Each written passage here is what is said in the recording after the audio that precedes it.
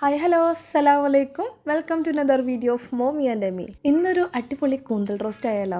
അപ്പോൾ പ്ലീസ് ഒന്ന് ഫുള്ളായിട്ട് വീഡിയോ കാണണേ. ആദ്യം തന്നെ പാനിൽ ഞാൻ കുറച്ച് വെളിച്ചെണ്ണ എടുത്തിട്ടുണ്ട്. അതിലോട്ട് 2 ഏലക്കായി, 2 ചെറിയ പട്ടിൻ്റെ കഷ്ണം, 3 കറാമ്പും കൂടെ ചേർത്തിട്ട് ഒന്ന് പൊട്ടി വരുമ്പോൾ ഒരു 4 വലിയ ചെറിയുള്ളി അരിഞ്ഞതും ഒരു ചെറിയ കഷ്ണം ഇഞ്ചി ചോപ്പ് ചെയ്തതും പിന്നെ ഒരു 10-12 ചെറിയ ഉള്ളി ഉണ്ടാവും, അതും ഞാനൊന്ന് നടു കയറിയിട്ട് ആഡ് ചെയ്ത് കൊടുക്കുന്നുണ്ട്. 1 മിനിറ്റ് ഒന്ന് സോട്ടായി വന്നാൽ ഒരു വലിയ സവാള ഇതേപോലെ കനം കുറച്ച് നീളത്തിൽ അരിഞ്ഞതും കൂടെ ചേർത്ത് ഉപ്പും കൂടെ ചേർത്തിട്ട് ഇതേപോലെ നന്നായിട്ട് ഫ്രൈ ആയിട്ട് വരുമ്പോൾ നമുക്ക് മസാലപ്പൊടികൾ ആഡ് ചെയ്യാം.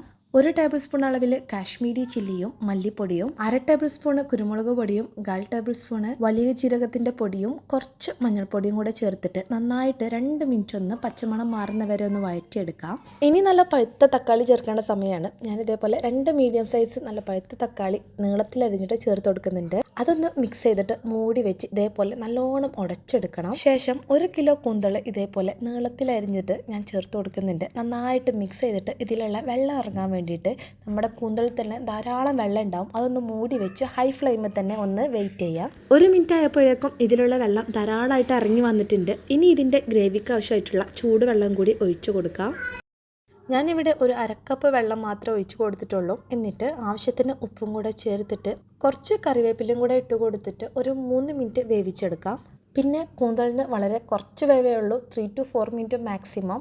അത് കഴിഞ്ഞാൽ ഇത് റബ്ബർ ഷേപ്പ് പോകും കേട്ടോ. പിന്നെ അത് സോഫ്റ്റ് ആവണമെങ്കിൽ ഒരു 30 മിനിറ്റ്സ് സമയം എടുക്കും. കൂന്തളിൻ്റെ മാത്രമായിട്ടുള്ള ഒരു പ്രത്യേകതരം ഒരു പ്രോസസ്സാണ് കേട്ടോ അത്. ഞാൻ മീഡിയം ടു ഹൈ ഫ്ലെയിമിൽ വെച്ചിട്ട് തന്നെയാണ് ഇങ്ങനെ കുറുക്കിയെടുത്തത്. ഇനി ആവശ്യത്തിന് മല്ലിയില കൂടെ ചേർത്തിട്ട് നമുക്കിത് നന്നായിട്ടൊന്ന് ഗാർണിഷ് ചെയ്തെടുക്കാം.